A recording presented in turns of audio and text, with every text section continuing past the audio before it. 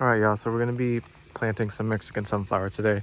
We're back here at my client spot, the no irrigation system, and he recently went to a nursery in Central Florida, like a citrus nursery, but they also sell a bunch of other things. And he got tons of plants, so he's been expanding new areas. And with new areas come, new plantings of the support species. And today we're doing Mexican sunflower, and I just wanted to do a little video showing my preferred way of planting Mexican sunflower in no irrigation conditions. So, the most, let me throw a couple down. Okay. So the most sort of efficient way to plant Mexican sunflower is just doing stick cuttings, you can get a lot of propagation material off of one plant. But the one drawback is that those cuttings need a decent amount of water to get going. We planted a lot of Mexican sunflower here so far, and with the dry summer that we had, some of them took, some of them didn't, and that's kind of the benefit of growing with cuttings. You have a lot of quantity, and it's okay if half of them die because the other half will get going. But we're in mid-February now, which is a pretty early in the year to start planting things for summer. But the way we can get around that is if we plant big root clumps like this. What ends up happening a lot with Mexican sunflower is that they get big and tall and then they topple over, boom, and it topples. And then wherever one hits the ground like this, these adventitious roots will start going into the ground and creating a new plant from there. So that's kind of their strategy in life. And so if you have if you have access to mature clumps of Mexican sunflower, then that's one way to clean up the clumps because they've toppled over. You're ripping these out and you're taking them for propagation material, and then B, it's just it's a more resilient way of planting. So now instead of relying on a little cutting that has no roots and is just trying to get some moisture to survive, you now have this really robust root division that you can you can see here. This is a section that probably hit the ground right here, and then it just started rooting. So it's something that I started doing last year, and I really like the results that I got. So he just made this new bed here, and I'm gonna line the beds with the Mexican sunflower. Probably put a couple of Mexican sunflowers to accompany some of the bananas. We had a really good rain yesterday, and it was like drizzled all day.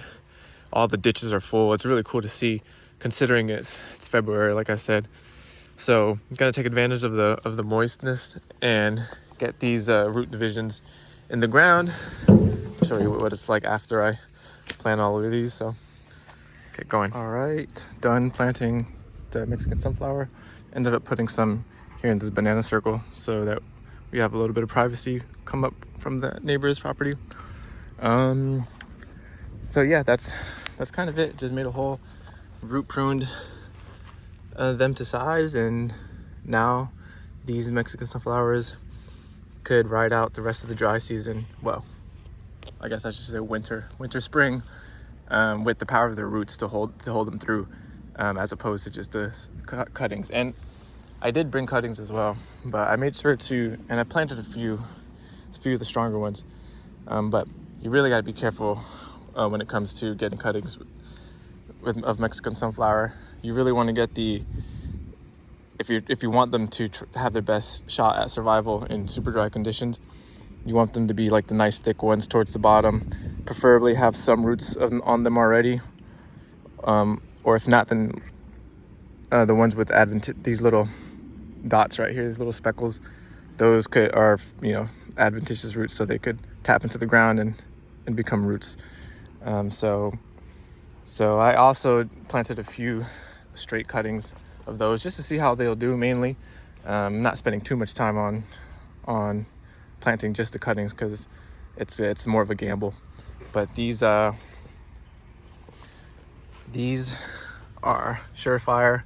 They got the roots going, so it'd be cool to see how it looks in a few days and in a few weeks and see how much they've grown. But I also like to make sure to put mulch around them. Even though they are hardy plants, it's always nice to put a little mulch around them to give them that extra little boost, and so you can signify that they're there. You know, sometimes a big issue that comes up, at least with me sometimes, when planting Mexican sunflowers through just cuttings, you sometimes forget where they're at because, you know, they can be buried kind of deep in there, and it's easy to like trip on them and like move the stick around. And what happens is if you move the stick and it becomes loose, then it has a much higher chance of dying like that. It needs to be firm in the ground, any cutting for that matter. So even if you do accidentally kind of trip on this, like it has the root ball in there, so it doesn't really matter too much. But that's it. So I got around the banana circle little plantings, and then I ended up just putting it along this line of this new bed that he made. I like working with structure, working alongside established beds and edges. That's a really nice place for Mexican sunflowers. So yeah, just need to put a little mulch around these, and yeah, you know, the ones like this one definitely is gonna take off, but the other ones will take their time. You know, they'll get the activation signals when it's ready, and boom, pop up. So that's all. Figured show a little bit of the process. Peace.